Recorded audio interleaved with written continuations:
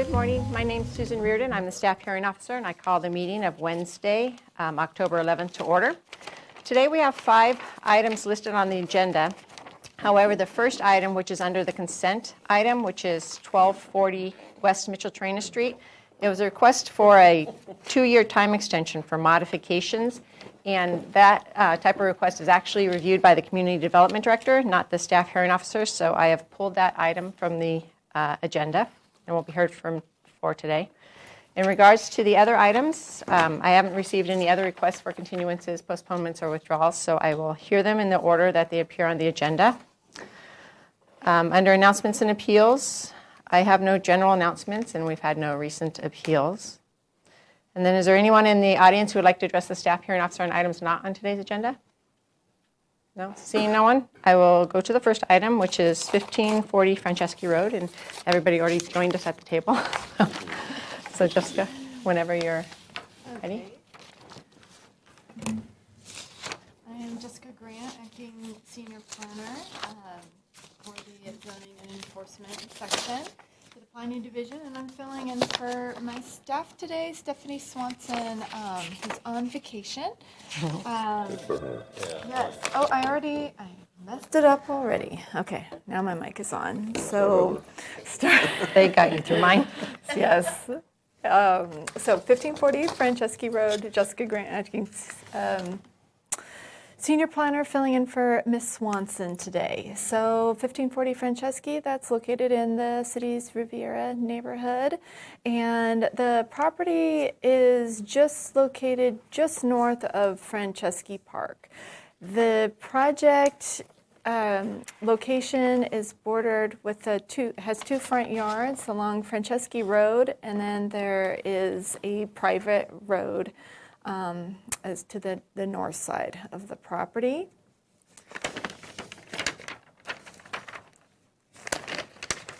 What the applicant is requesting for modifications today is there are two front yard setback modifications. The first being in the secondary front yard setback. So when we have two front yard setbacks, they can choose between the primary front yard and the secondary front yard. So they're requesting, that's indicated in this blue color area, a deck that encroaches approximately 4 feet, or deck expansion 4 feet into the required secondary setback. And then the second modification is in the primary front yard setback for a second story deck expansion there. Due to the slope of the property, the normal required front yard setbacks at both locations is 30 feet, but because of the slope of the property, they qualify for the 5-foot reduction, so it's actually 25 feet. So indicated in red is the what would be considered the buildable area of the property. The property is about a 17,000 square foot property, and let's see, they're developed with a 2,720 square foot single family residence with an existing 445 square foot 2-car garage. And so this is not the first time the staff hearing officer is seeing the project. It was reviewed back in May of 2017 as part of a larger project. And this potential modification was sent back it was not approved at the time, and sent back to return to the staff hearing officer for further comment. The project ended up proceeding without this element of the project and was subsequently approved by the Single Family Design Board. So the original project is currently in plan check through our Building and Safety Division. Upon review of the plan check, staff noticed that the front yard setback was drawn incorrectly. And it was, instead of being taken from the edge of the private road easement, it was taken from the property line. So that has since been corrected, but because of that, it's sort of a technicality. This is now encroaching into the front yard setback, where before, when this was last reviewed, that was unknown. So the Single Family Design Board has reviewed this project, and it does have two master case numbers on it, but the staff hearing officer, the Single Family Design Review Board has supported both elements, deck elements. As far as for staff support, we do support the modifications, given the limited development envelope and site constraints of the property. And the staff felt that the project would not result in any adversely impact any of the neighbors, and it wouldn't result in any visual impact. And again, that the Single Family Design Review Board from a design aesthetic supported the project. With that, I'm happy to answer any questions. If not, I could hand it to the applicant. And then I did want, just because I stayed on the site plan, for you to review the view issues, et cetera, and add whatever else you'd like. Okay, I would like to clarify some things first. Sure. Regarding my previous action. When this came before me, it was requesting for a deck for the whole area, and I expressed concerns with coming out further to this property line because of the visibility aspects of it, or the closeness, the perceived closeness from the street. And I showed these pictures showing this is the exit from Franceschi Road, or for the public park. So the public street and the public park, those were the two concerns I had. And I had stated, here's from the road itself, and then again, here's from the public. And I'm sorry, I have to have them this way so it does right on the TV. Yeah, I can see backwards. Okay. Yeah. I'm dyslexic. Yeah, okay. And here is again from the road how it is highly visible, and I explained at the hearing that I understand that this is a Riviera development. It's typical to see these kinds of decks in this area. However, this deck, which a lot of it is as-built, because actually the archive plans, the approved deck is actually this amount here. So over time, the deck has enlarged, so it's already getting closer. So I expressed my concerns at the hearing or I gave the option to either continue it and you work with the design board to regarding this with my concerns, or I can give it a partial approval. So I approved the as-built portion of the deck out here, and then I allowed this extension this way and then all the way down. And at that time, I wasn't aware of this type of, or this encroachment, and that's come to light now. So my concern was getting closer to the right-of-way, and that I realize it's so many feet back, but visually, since it is elevated, it seems closer, that I wanted the design board to look at what I looked at. And so so my action, it wasn't continued to the design board. I actually denied that and gave you the option that you can come back and pursue it later. And so I wanted to clarify that part of it. And then I had asked for the design board to look. I wanted them to have the same information as I had so they can see it. And looking, I was kind of disappointed in looking at these pictures because they're very dark and they're from the right-of-way area. They're not, this is light and bright, and when you look at the other side, it's light and bright. So I was disappointed about the information that was provided to them.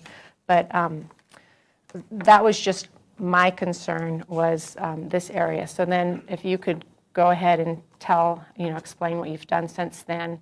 I did watch the full board minutes or meeting. The subsequent ones are on consent, so there's no tape. I could only see what's in the minutes, which really isn't much help for me because there's just a statement. It's not backed up by anything. But if you wanted to do that in your presentation, and then also remember what my findings are, is that it's consistent with the purposes and intent of the zoning ordinance, that this, I have to reprove this one, look at this one, but this area where I'm struggling with has to be prevent either unreasonable hardship, promote uniformity of improvement, or secure an appropriate improvement on the lot. So you need to focus on why this extension is appropriate where there is a larger area. And again, I realize this is a view lot, that you want to have views, but then that conflicts with the screening thing that ABR says, or SFDB said it was screened.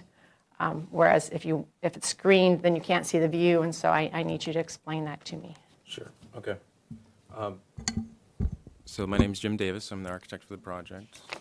Also here is Vincent Tucker, owner, and Dana Mackey, the contractor. So per an email yesterday that I received, I went and also tried to give some additional photos from Franceschi Park. So again, this is much further back just to illustrate there is no view issue once you get past the entryway, because as you can see from the entryway in your photo, you can see it, and I think we're all aware of that. In light of that, and again, this is a view just from the deck, showing that you can't even see any of the roofs, even of Franceschi House. So again, we're trying to show that there is no visual impact on the park itself. Now, going back to your questions about the deck and the 4-foot extension, we did go back to Single Family Design Review Board. They looked at this 4-foot extension.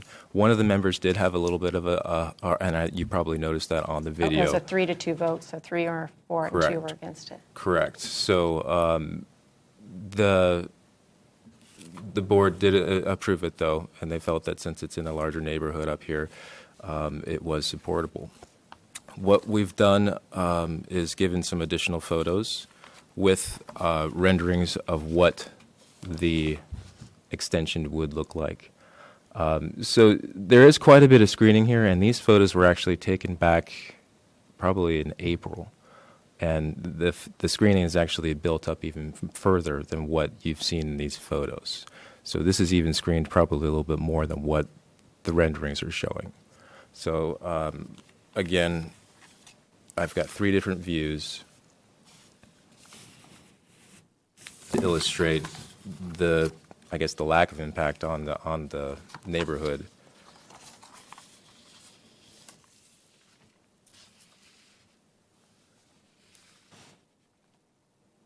Let's see here. There were some other photos that I did want to present. Again, these are just additional views from the park. So this is the actual site wall that's on this site wall here. Okay. So just for reference, to give you an idea of the visual impact when you're back a little bit further into the park as well. Again, another photo from the park. This is actually the chimney on the neighbor's parcel over here. Okay. So again, you cannot see anything once you get beyond that entryway.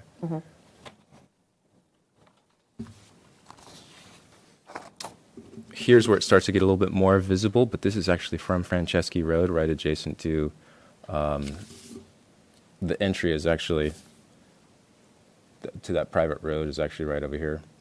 So you'd be coming in. This photo is probably taken somewhere right around here. Okay. Yeah, this is probably that tree. Right, right. So again, it is screened pretty heavily. And again, these are just, just kind of a moot point, but these are the views from the actual down at Franceschi House. Yeah, the lower part there. Right, showing that there's no impact at all to these locations.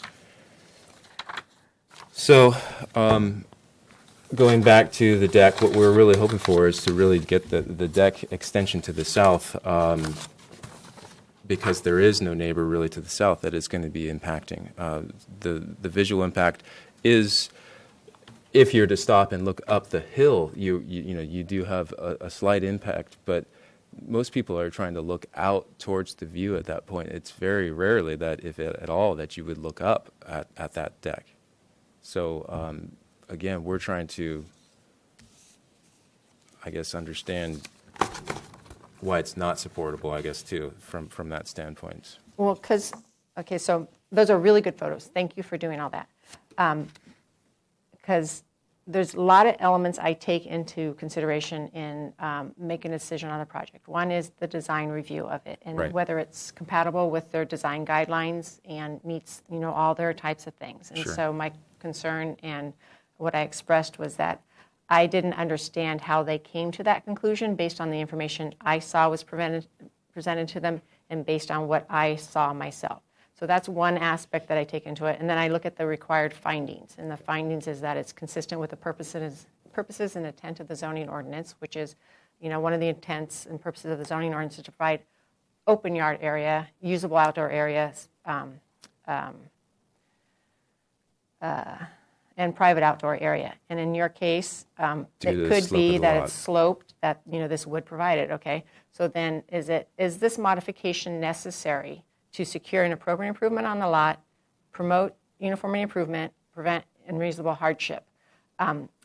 This increased modification, I don't know that I can make those findings. It's the findings that it is, because there is a deck. It is a large deck. It went from, I think this was 93 square feet, and then The original. the original, Is the legally permitted deck was 93. The as-built was 190 square foot increase, and so the current combined part was 283 square feet. And then I approved a total deck of 550 square feet, which was, almost a 240 square foot increase over what was there now. So you have this area, you have this larger deck. Why is this extension, why is it necessary? It's the findings I need to make. Why is it? The main reason that we're looking for it is, again, as you've stated, that the site is incredibly constrained, it's sloped. There's not really a whole lot of a usable flat area on this lot. That's the main reason that we're really trying to get this outdoor area to be able to have them use an area, have a usable area. So you're telling me that this is not usable? No. This is not usable. It's not for outdoor enjoyment, and it's not. We're just trying to make it so it's a larger area, that's all, because we feel like there isn't enough area right now as is at ground level, and they really can't take advantage of views or anything else from down at that level as well. But they're just trying to make sure that they can maximize this area as much as possible, and really be able to have that usable outdoor area, because everything else is more circulation. This is really just circulation here on this side, this deck. This area, yes, this is an actual dining area here that would be out on a porch, covered porch area. This is, in contrast, an uncovered area. So we're looking for the combination there too. They want to be able to have that covered porch area because it does get hot up there out in the sun. So they want to be able to have the contrast of the two areas. So Well, the finding is that the modification is necessary to secure the improvement. It's not desirable. It's not anything. It's like you need this modification to provide that type of amenity, and that I granted the other one, and I'm continue to be supportive with this one, even with the new information, because it's tucked behind. It's lower grade from the street. It is covered, but I could make the findings that proposing the deck in this area, as I did before, would be necessary to allow that improvement. There is, in a certain sense, and that's, I'm Vincent Tucker, the owner. To do the deck that we're even requesting here is going to require the caissons and the extra added cost. To go to that expense and not have this tie just doesn't make sense, and it isn't going to happen. And so, what we feel from especially from a aesthetic standpoint, the way that this deck looks right now is not appealing, I agree. and we want to correct that. I approved the mod to help it be aesthetically more appropriate. Right, but without getting extension on there, and that comes down to square footage cost. It doesn't make sense to do it. So, is a 2-foot extension something that could be supportable? I guess is another option that I guess we would look to you for. I get hesitant with bargaining at the table, just because you're just throwing things out. You don't know if it really works or not. I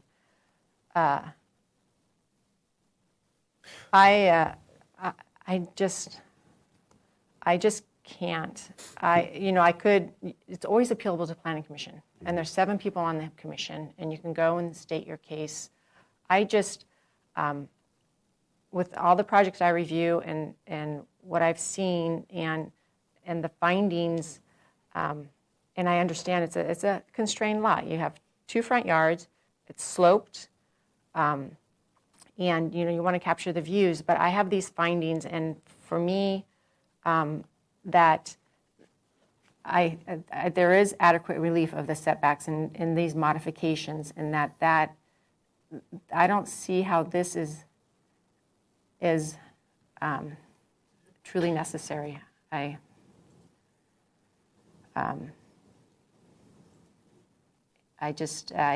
can't get there on the findings. And really, would a 2-foot difference make that much difference in terms of it? Well, it does, because, I mean, it does allow for a little bit more flexibilities. If you do have, a table and a chair out there, then you can actually walk around it a little bit easier as opposed to with an 8 feet, 2 additional feet does make a substantial difference. And actually, it's a good point to bring up.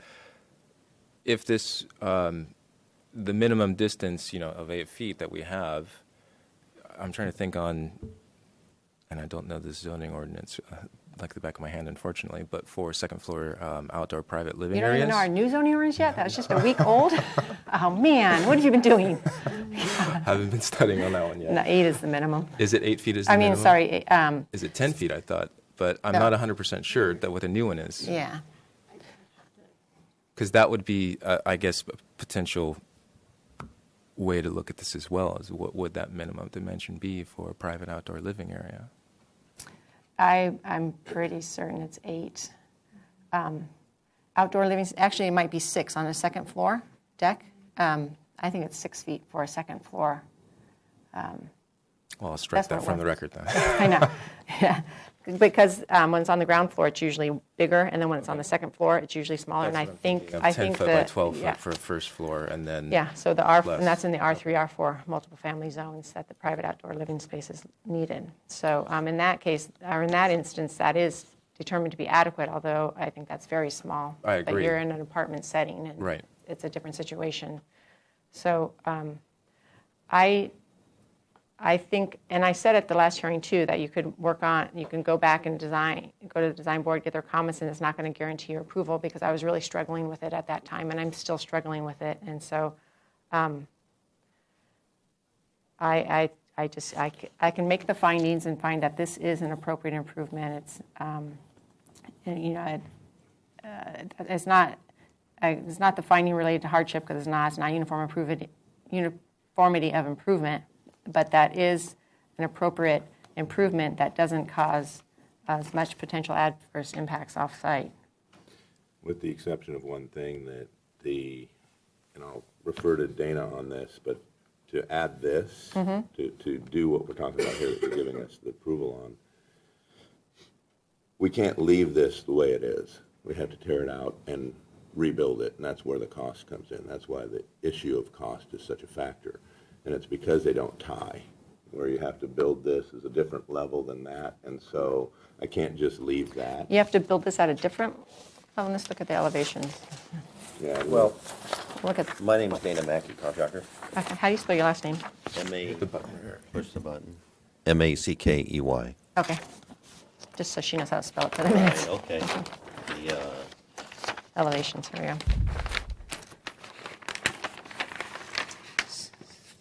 You know, So I got a here's- question for you. You had mentioned that there was adequate yardage or front yardage underneath the deck, and there was room underneath there? I didn't mean that if I said that. no. No?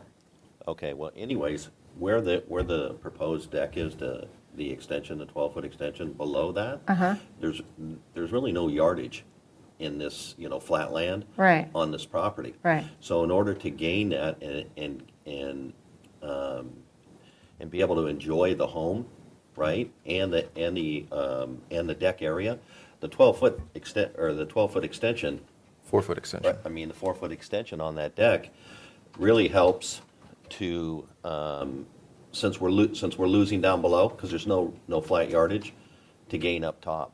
But there's no flat yardage down there below now. It's, Well, so it's on a not little like bit it's of a losing. slope underneath by the garage, and it's not really usable unless you, Well, it's not usable. That's why the second level deck, I guess I didn't bring the picture that has the Existing lower, photos on there.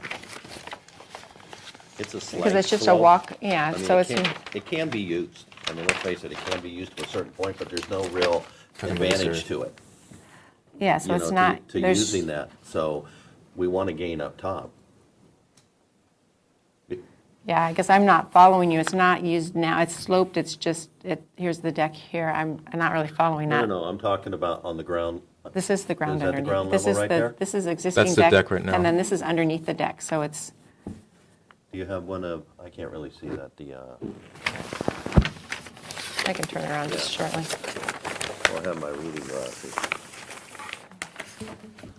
Oh, okay. Yeah, so this area right through here, okay, slopes, probably about a foot Mm-hmm. from here to here, 7 feet.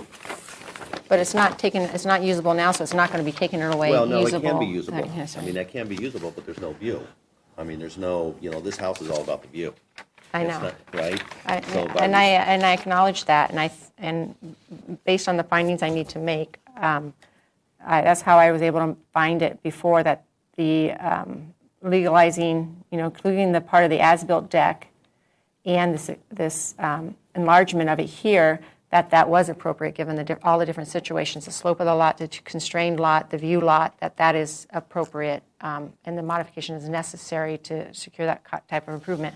Now, what I'm trying to gauge is this extension, does that same thought process follow there, and I can't get there, so. And that's what I was trying to explain, that the cost in order to do this, even to do this, we have to take this off because it has to be rebuilt to match. Mm-hmm. Otherwise, you're going to have a 3-inch step or whatever it is, which is not going to happen. I don't even know how it could happen. But in order to do this, when you start looking at the cost of the house, the cost of that remodel, it's taking now the house price over what you can get for it on the market. And so in order for us to do this, to make sense money-wise, Mm-hmm. if we don't get that added extra, it just throws it out of whack. Because Okay, that's well, a selling feature. I don't so- have that information in front of me, so what I can do is I'll approve this one, I'll deny this one, and you can provide that information and appeal it to the Planning Commission Okay. and have them decide it. I have to hold the line on the findings. I can't make the findings for this deck extension. I can make the findings for this portion of the project, and I'm apologize, but I did at the onset of at the original hearing did say you're welcome to pursue that avenue and come back. I can't guarantee approval, and so I'm still in that same boat that I can't find that this is the modification is necessary to secure that this is appropriate improvement, and so I'll make the required findings in regards to the modification for this is the north Primary- side? primary For the front, primary yes. front setback, and deny the modification request for the secondary. And then my action is appealable to the Planning Commission within 10 calendar days, and you file that here at 630 Garden Street versus over at City Hall. So Do you know it's- what the fee is off right offhand, too? no, I don't, but you Okay. can go check with Okay. them and they'll let you know. And then they also have oversight authority of all my actions, and if they felt this warranted additional discussion before them, they could call it up during that same 10-day appeal period. And if that was to occur, Stephanie will be back. She'll contact you. Okay? Great. thank you. Thank you. Which of these do you want? All of them that you showed. I didn't review this, too. I know you were concerned about it, but they're going to be minimal lighting. Oh, okay. It's going to be up in those rafters. It's not going to be visible. You'll only see it's only going to Okay. light it from below. right. Sorry about that. No, that's I fine. meant to Well, present that. all right, so the next item is, You can have them all. great, thanks. 111 1117 Harbor Hills. Do you want me to put this in the folder? Yeah, that keeps all that for the record.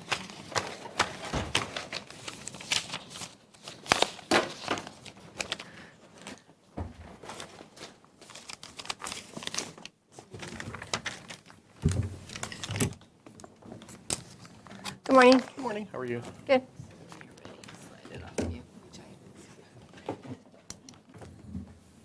Hey, how are you?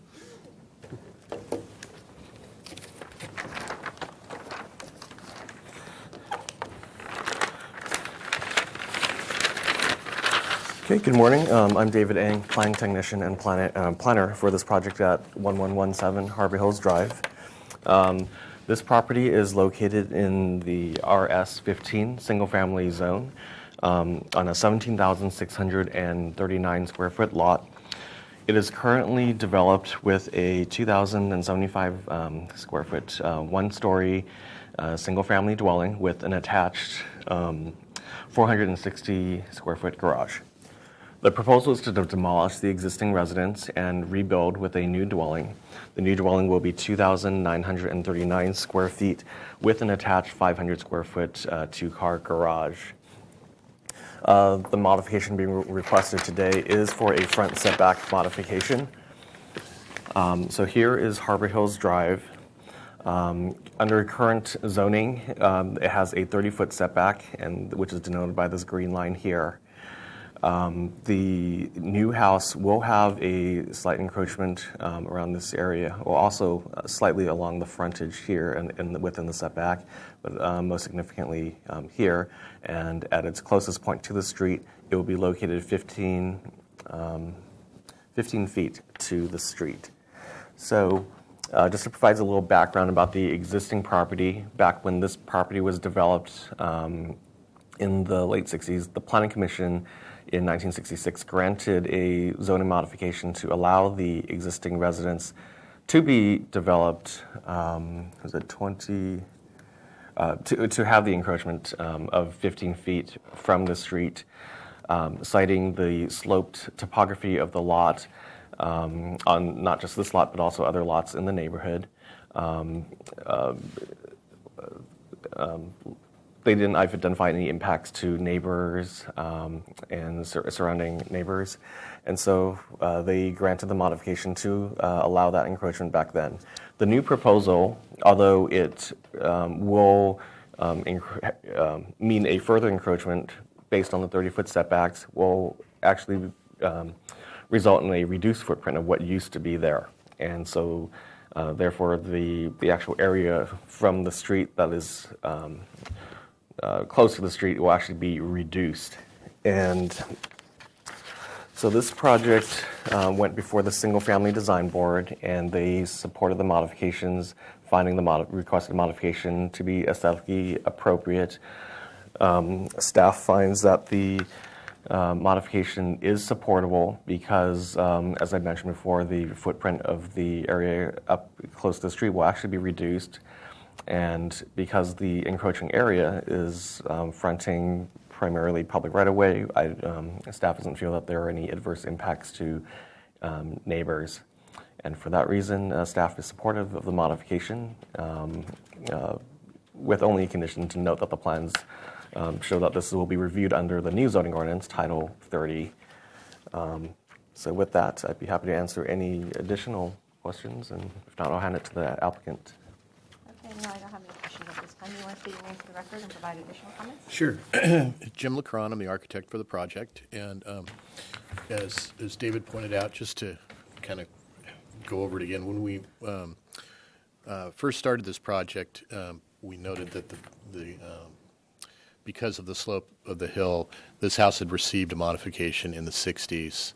All the houses along here have modifications for the same thing. So they're all within that area. And you can see by the blue line here, that's the footprint of the house. We're actually reducing and bringing back, eliminating the encroachments of the existing house quite a bit over here. And it's just this one little corner. So it's, as he said, it's we're encroaching far less than it used to be.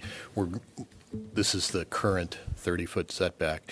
Because of the slope, we're automatically granted 5 feet, so we can go 25 without a modification. And back then, in 1966, they were allowed 20 feet, and then they just got a modification to go 15 at this corner, and we're pulling it back, and we're only encroaching a little bit back in that 15. I actually thought the modification, that we didn't need a new modification because it had one, but I guess because we're working with staff, because we're completely demolishing the house, that goes away. So we just seemed like kind of a formality to do this. But, we thought we would grandfather in with the existing modification. But since we're reducing it, the encroachment, we're not coming any closer than it was.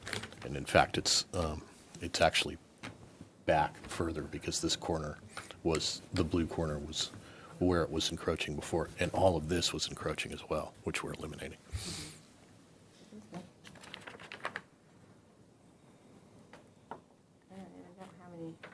right now, so I'll open the public hearing. Is there anyone who would like to address this item, 1117 Harbor Hills? Mike? Are you the, are you, Callaway, I'm a neighbor. okay, come up here and speak in the mic, and then you need to fill out a request to speak after. We can do it afterwards, but just come up. Okay. But yeah, before you leave, please fill it out and give it to Kathy. I'm a neighbor at 1111 Harbor Hills Drive. And from what I've seen, I don't really have any problem with whatever they're doing right on the other side. I guess. So you're this one? Here's this corner. Yeah, I'm trying to orientate myself, yeah. So like this space here exists now and is, I see no problem whatsoever with that. We have a similar issue that dropped off considerably there. And so what they've done to us to fix that, I don't know. But all the houses do that. The existing one is pretty steep, but I think it's doable. I just want to say I don't really have any problems with it, Okay. other than the noise I have when I'm going to tear it down. Not much I can do about Yeah, that. tell yourself it's short-lived. Yeah, Because so, it's short-lived. yeah, Okay. so All right. Well, great. that's Well, all I had thank to you say, for yeah. that. Is it And possible to get an overview of that process? You need to yeah. come up I here. think you can ask the question. yeah, I'm just- my son-in-law, right, yeah. One question I do have is they show these trees here, and you don't really see, these trees, existing trees there are probably 40 feet high. Those are these down here, way down the hill. Yeah, Yeah. yeah, it's all the way, yeah, they come up all the way, and the previous hearing sort of was an implication they were gonna be planting trees there. In order to do that, you're gonna have to tear out a whole bunch of trees. So I don't know exactly how that's gonna handle. It does impact our view to some degree, but I think it'll we've usually trimmed the trees together by mutual consent and so forth. So Okay. I don't think that's gonna be an issue.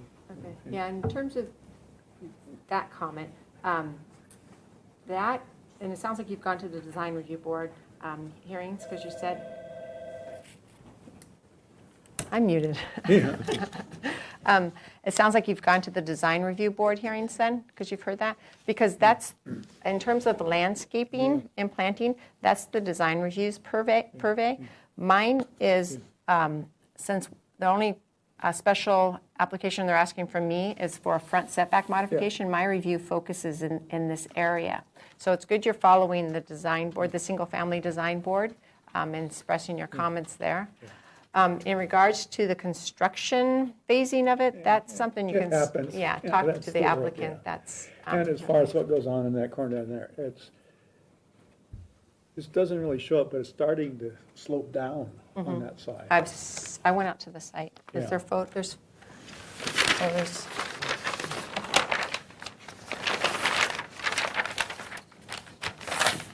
so here's the site, here's down the hill, so this is the site. So yeah, it starts going, it just drops all over. Yeah, so you're probably, Mm-hmm. by the time you get to the edge of the allowable, you're down 6 or 8 feet. So, Yeah. Yeah, that's why when you do an approach. Well, great. Yeah, great. Well, thank you. Yeah, I just want to say, I don't have any strong objection to what I've seen. As far as the previous review, I came to it, and that's where I was wondering about what they meant by the trees there, because that's not. Yeah, I would follow through with the design board when they come back, as after the action on the mod, whether it's approved or if it's appealed, after all that decision is made on the mod, then it goes back to design review for what's called a project design approval. It used to be preliminary, it's project design approval, and at that time, they'll be actually looking at that kind of thing. So it's important to continue to follow it through the process. Okay? Okay, All I right, need great. I need to fill out something. Yes, the green slip. I got it. All right, so is there anyone else who would like to address the staff hearing officer on this item? No, see no more. Kathy or Dave, have we received any? No, I have not Public received comment? any comments. Okay, so I'll close the public hearing. I did go to the site and, viewed the slope and also saw the big boat in the front yard, but I'm assuming that'll be all taken away with the demolition. Boat? Yeah, there was a boat Okay. that was parked in the driveway. That's a, yeah. So in regards to your request, of the front setback modification, generally when we grant modifications of the front setback in this type of situation, it's to stay away from the slope. In this situation, you're not staying away from the slope, you're actually encroaching more into the slope, which I thought that was interesting. But the areas where you're encroaching more, well, I guess in this area you are too, you are observing your, whether it's the 30 or the 25 setback due to the slope. And the portion that you are requesting to encroach into the front setback, like David and both you pointed out, that it is less of an encroachment. It is consistent with the pattern of development in the neighborhood, and the findings can be made. But I would like to change the findings just to remove the reference to the steep slope, since that's not what's happening in this case, and just have the findings be that it will not cause adverse impacts to adjacent neighbors.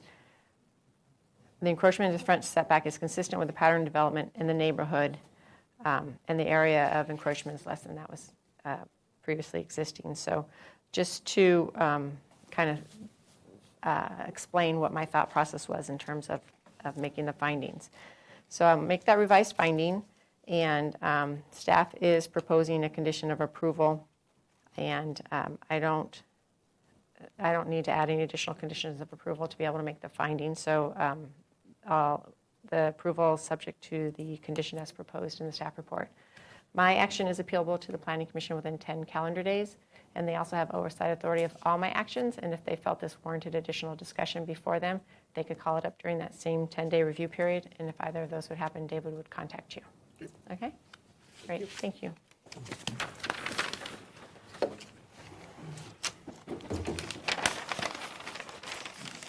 The next item is 2146 Ridge Lane. If the applicant would like to come up.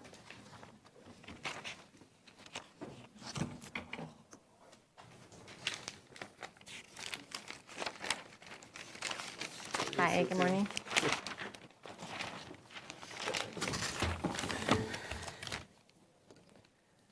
Did you get your sign up? The yellow sign up? I did yesterday. Thank you for. I haven't been to the site for 3 months, and it took a while to get to this point, so I kind of lost track of it. Thank you very much. Sure. Yeah. Anytime you're ready. Okay. David Eng, planning technician and planner for this project at 2146 Ridge Lane. This is a property in the RS25 zone, single-family zone. This lot here is a 13,649 square foot lot. It is currently developed with a 1,430 square foot, one-story single-family dwelling with an attached 285 square foot single-car garage. The proposal is for an addition to the garage, and that's denoted here in the shaded area. The requested modification is for a front setback modification. This is Mission Ridge Road here, and this is Ridge Lane along here. Because it has two frontages, it has two front yard setbacks. Although the property line here in the yellow is out here, the actual right-of-way for Mission Ridge Road extends all the way to where this green line is. And for that reason, the setback, the 30-foot setback, is taken from this line, and that is this pink line here. And as you can see, that puts a considerable amount of the existing residents and also the area where the addition is proposed in that 30-foot setback.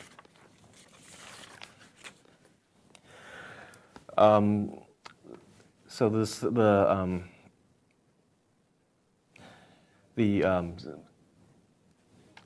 modification here, staff supports it because it is, although it is within the setback, it is roughly 33 feet from the edge of the existing roadway. Here, it's not highly visible. It's not anticipated to have any impacts to adjacent neighbors. There is a lot of vegetation that is planted all along this area, and so the area is highly screened. The single-family design board also reviewed the project, and they found the requested modification here to be aesthetically appropriate, that it won't have really any impacts to neighbors. It's also, they found that it's not really visible. This requested modification will allow for the addition to the garage, which will provide 2 covered parking spaces as required by the zoning ordinance for a single-family zone, and will just allow for more to allow for covered parking provided on the necessary covered parking provided on the site. So staff is supportive of the modifications with a condition at the on these plans, and also confirmed by a site visit. We noticed a spa that is located in this interior setback, and so we are recommending that or asking for that to be removed outside of the setback or removed altogether. And that's it. I will be happy to answer any questions. Okay, great. No, I don't have any right now for you. Would you like to state your name for the record and provide additional comments? Yeah, Taye Architect. We think that by providing this additional one-car garage is an improvement to the property, because right now we only have one-car garage and the other car park outside. So because of that, we would ask for approval by you to have this addition approved by the SHO, and that's pretty much it. Yeah. Okay, great. Thank you.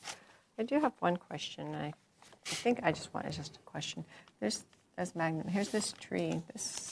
So is this tree, it'll be able to be saved, won't it? It just needs to be trimmed to make room. Yes. Yeah, we're not cutting any trees. Okay. Okay. So I'd like to open the public hearing. There's no one in the audience. Did we receive any phone calls or emails or anything? I have not received any comments. Okay, so I'll close the public hearing. I did go to the site, as you know, because there was no Sorry about that. thing. There's no yellow posting sign. And that's not a cause for a misnotice or anything. It's just an additional requirement. We did do the mail out and the legal ad and all that. So we're covered with that. It's just an additional noticing method. So I agree with staff's analysis in the staff report that this requested modification, it is an appropriate improvement. It helps make the project site conform to the zoning requirements. It's heavily screened from Mission Ridge Road, which would be the main concern because it's not in the front setback of Ridge Lane. It's in the Mission Ridge Road, and that it will have, I think, no impact on the streetscape.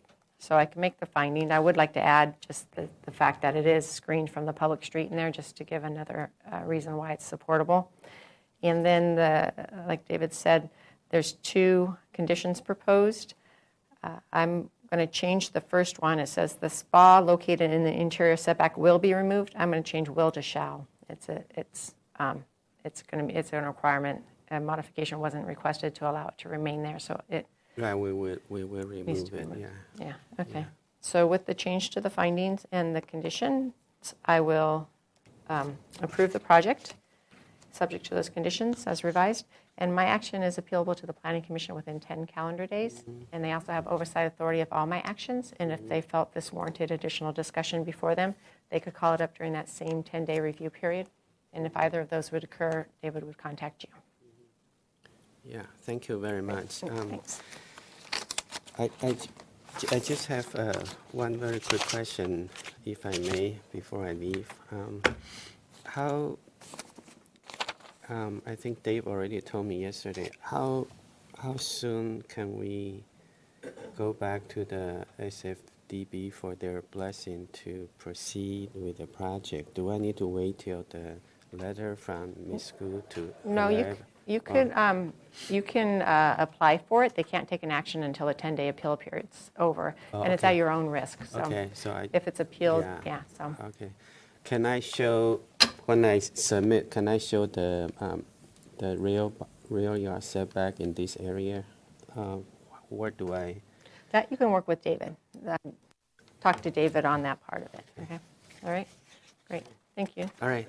So we'll go to the next item, which is 3360 Berrymar Road Drive.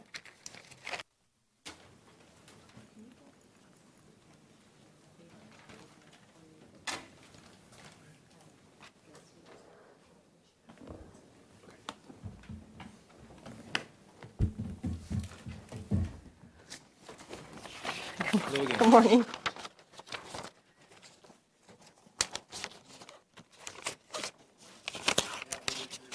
Oh, no, here they are.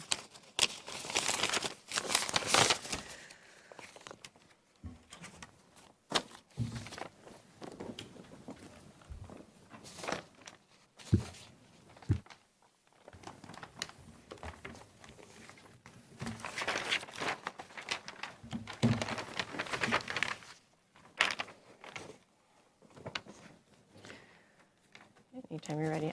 These are pictures are attached to the plans, right? Or do you have? Okay. I didn't get any sets, so, all right, great, thanks. Anytime you're ready.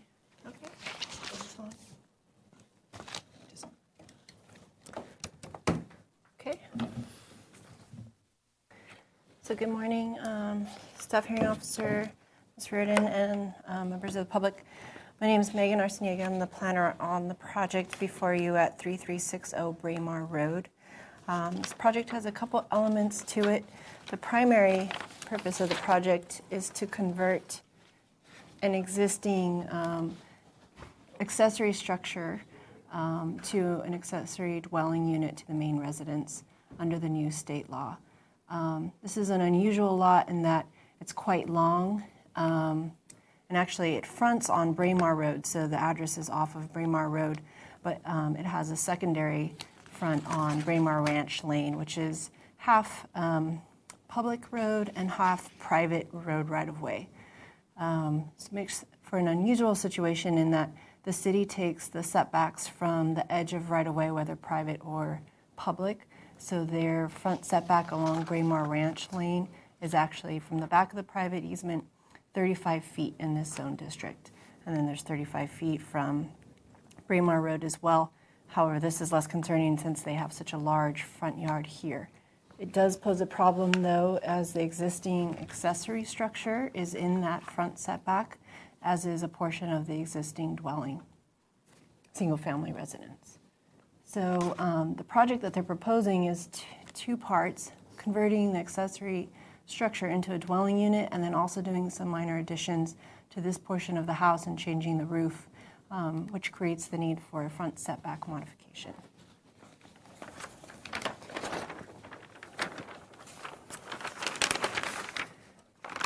Just to go over some of the changes that are being proposed, the inside of this accessory structure would be converted into a dwelling unit, adding a bathroom and a kitchen facility.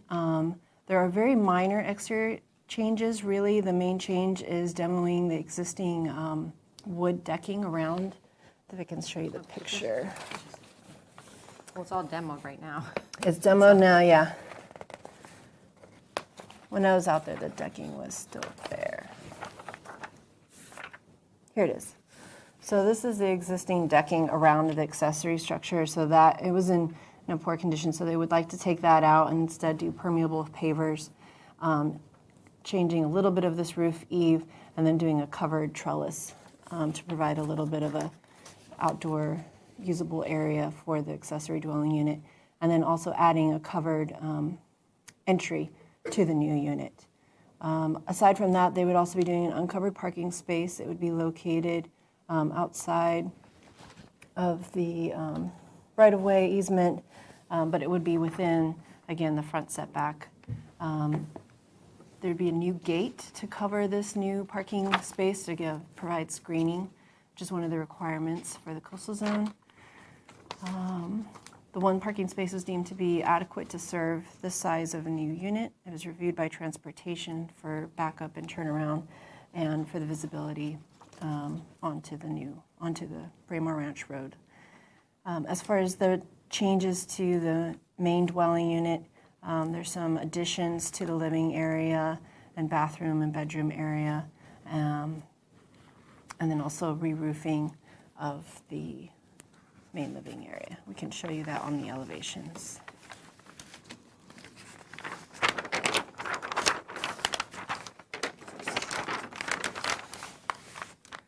So on the left are the existing, this is the front of the house that faces Braemar Lane. It's a pretty low, flat, long house. They'd be adding a more of a pitched roof. It wouldn't exceed 16 feet in height. It keeps it as a single story, just kind of adds some height and interest on that side. It would extend out and kind of change the windows and doors on this side.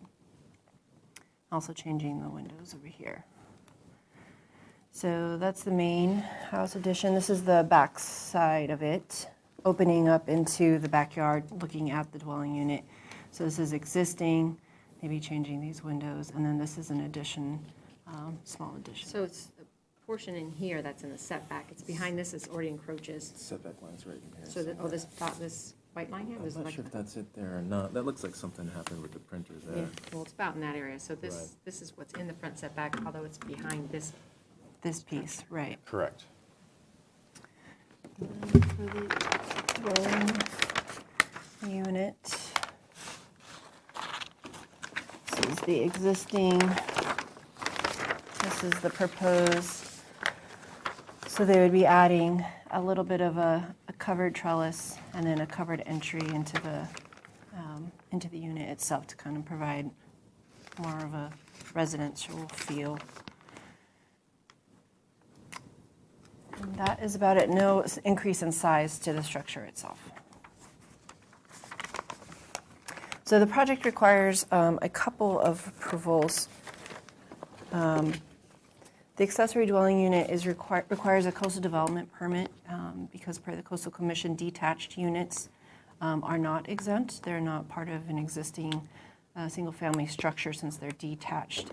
So they're not in themselves exempt, but they can be waived from coastal development permit hearing. It's just not a public hearing. Right. So that is included in your review. It's not open to the public hearing requirements. The second item for you today is the front setback modification that would allow these changes to the accessory structure and the main dwelling in the front setback. So just while you're talking about the required improvements on discussion. So for the ADU, the modifications that I'm reviewing is the cover, this trellis in the cover, and then the entry, and then is it this parking space included too? Because this is in the front setback, and I know the provisions of the state law outside of the coastal zone, Right. are a little different than inside the coastal zone because the ADU, the new state legislation didn't supersede the coastal permit requirements, and one of the findings of the coastal development permit is consistency with local ordinances. So so would this be allowing parking within the front setback would be Part of the... because parking in the front setback is not allowed Yes. in any other area of the zone of the. Yeah, I think it is included since it's coastal. We had looked at, the owners had originally looked at locating it behind the front setback line for that reason. It just creates an exceptionally long driveway for this unit and a lot of grading, and then also kind of starts to take up some of the nice usable backyard area. So since... Oh, wait, just what she's doing. Yeah. So because it could be included as part of this front setback modification, and they need a modification as well anyway, we suggested they could also include it there as long as it was part of your approval today. Okay, I just wanted to clarify, because then Yeah. the staff report just has generic alterations to the residence and ADU, so I wanted to specify which ones they were. So the residence is a roof change and a building addition, and then for the accessory structure, it's the trellis, the covered entry, and parking in the front setback. Yes. Okay, all right. That was my only questions for right now. Sure. So if you'd like to state your name for the record and provide additional comments? My name's Jim Davis, architect for the project. If there are any other questions, let me know. I feel like the presentation was actually handled pretty well. Okay. So if you do have questions, then please let me know. Okay, and what was your name? I'm Alex Brode. I'm one of the owners. Okay, and so I cut you off, sorry, but what, did you want to add something, or you're just? No, I was just going to add that moving the parking over into this area actually starts encroaching into our neighbor's backyard and their use of the... They're visual, They're visual, because the yeah. fence there is pretty, non-existent. It's, It's still, outside of the setback. Right. So that wouldn't be. well, Okay. All right, I'd like to open the public hearing. Is See no one in the audience. Have we received any emails or calls or? No, I haven't. Close the public hearing. I did go out to the site. Actually, now I've been out there twice because part of my role too is reviewing the administrative fence height request, which is part of the approvals necessary, which isn't part of the SHO hearing, but just to state for the record.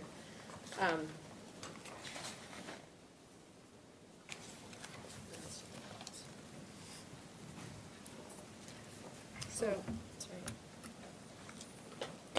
Ms. Reardon, I did actually have 2 corrections quickly to the staff report. Okay. One is that I had noted that there were 2 trees that were separately being reviewed by the park staff for removal, and it's actually only 1 tree. I just wanted to clarify that for the neighbors if any are watching. And then secondly is the FAR calculation. On second review, FAR calculations actually don't include accessory dwelling units. That's how the state law. So the numbers are actually lower in the proposed. It would be 2,588 square feet at a percentage of 52%. That's all. So like I said, I went out to the site and drove around the neighborhood, get a feel. They're large lots, and it is zoned. Crap, darn it. I've never done that before. They're large lots, and they are zoned for single family. But we've been directed by the state. These types of things are allowed. The lot, although it's large, it doesn't meet the minimum lot size. It barely meets the minimum lot size. So it couldn't be subdivided. That would be another question, whether it could be subdivided by proposing this. It just adds another layer, but it can't be subdivided. In regards to the modifications that are requested, the roof changes on the existing portion of the residence, those are appropriate, although this shows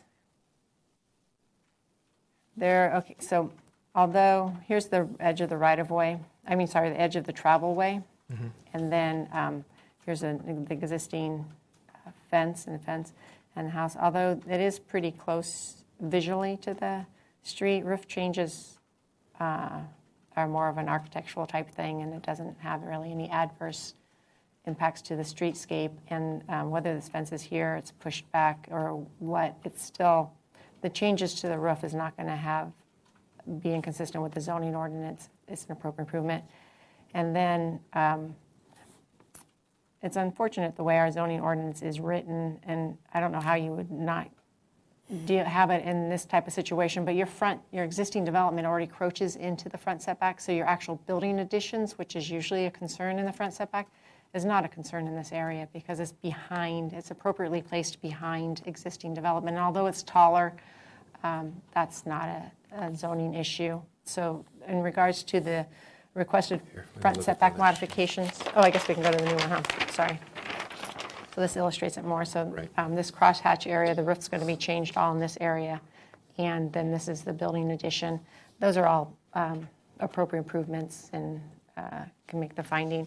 In regards to this accessory building, I reviewed it as an accessory building, not a dwelling unit under the zoning ordinance because that's not germane to the discussion of your modification request, I don't feel.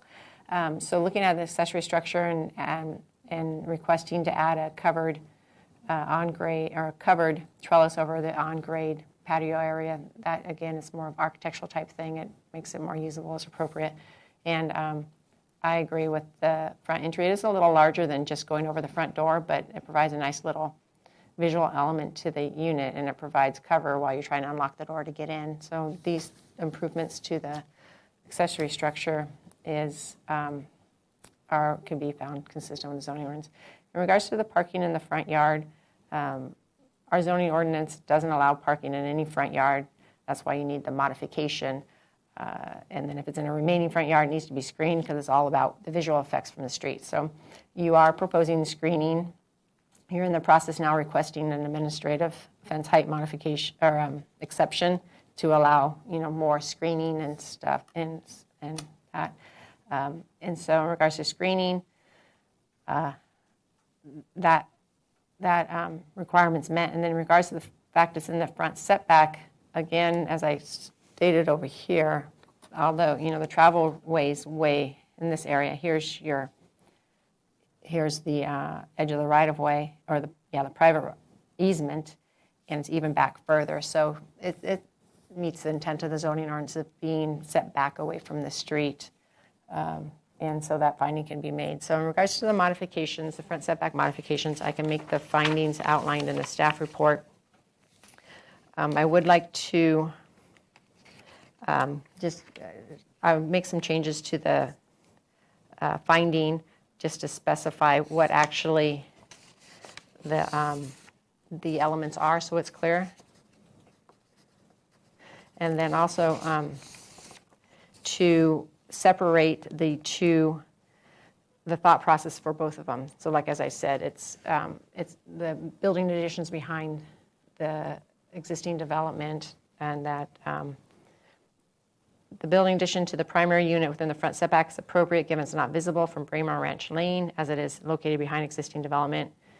And then the exterior alterations, including roof changes to the primary residence, are appropriate as they will enhance the architectural appearance of the building from the street. So just kind of beef up my thought process. And then I also wanted to just delete reference to the ADU in the modification part of it. They do need the modifications, but it just looking at it as an accessory dwelling unit. So the finding for that's going to be a little different than what you saw in the staff report. And then in regards to the coastal development permit, I reviewed, this isn't the subject of the public hearing, but I did review all the documentation that was submitted in the packet.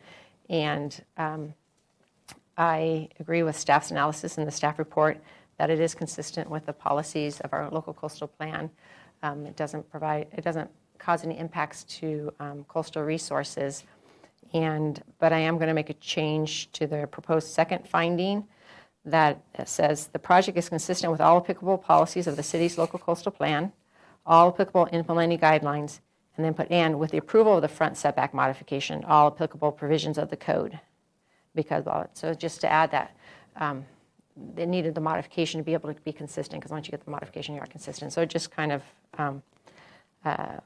ties that back in again. And then, like I said, I am reviewing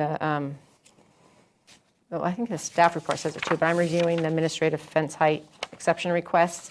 And so I am putting a condition in there that needs to be resolved, however, prior to the issuance of the building permit. So it's either the as-built fence along Braemar Road, that either the encroachment permit for the as-built fence within the Braemar Road public right-of-way needs to be issued, or it shall be attained to remain in its current location, or the as-built fence shall be relocated onto the property and then just conform with the requirements, which would be either lower it to 3.5 feet or continue with the administrative fence height modification, or just remove it in its entirety. Can you not modify that potentially to say not on the property but outside of the right-of-way? Because it is on the property, it's located within the right-of-way right now. Also, this one Oh, is less than 3.5 feet. But it's Right-of-way. it's within the right-of-way. That's Okay. I think that So, okay, so an clarifies. encroachment permit shall be obtained to allow the as-built fence within the Braemar Road public right-of-way to remain in its current location, or the as-built fence shall be relocated outside of the Outside the outside. right-of-way, yes. right-of-way, Yeah. and conform to this section, or it shall be removed from property.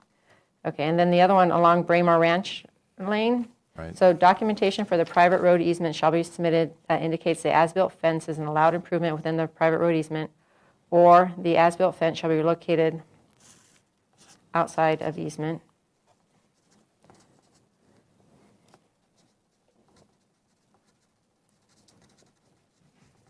And conform to section so-and-so of the code, or it shall be removed from the property and not replaced. That sounds fine. I have one quick question for you. Mm-hmm. There was an approval for these little legs. Do you remember that on one of the approved permits? There was another one over here that I think we removed, but this leg right here actually shows on some permit that it Was it subject, actually- if it was subject to the, if it was part of the scope of the work for the permit, It it's was. legal. Yes, okay, so that, it's interesting, because it's just a small portion, but Yeah. it's something. Yeah, I could only speculate that the fact that this was in the right-of-way or in the easement, that that's why it wasn't shown, or maybe either it wasn't there, or since it was in the easement area, it just wasn't shown. Right.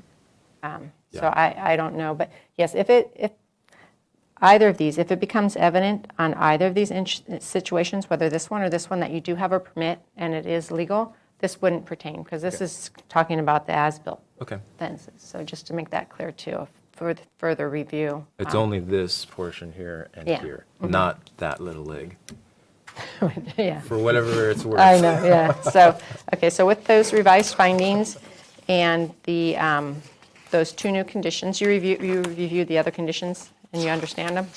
Yes. Okay. They're pretty standard.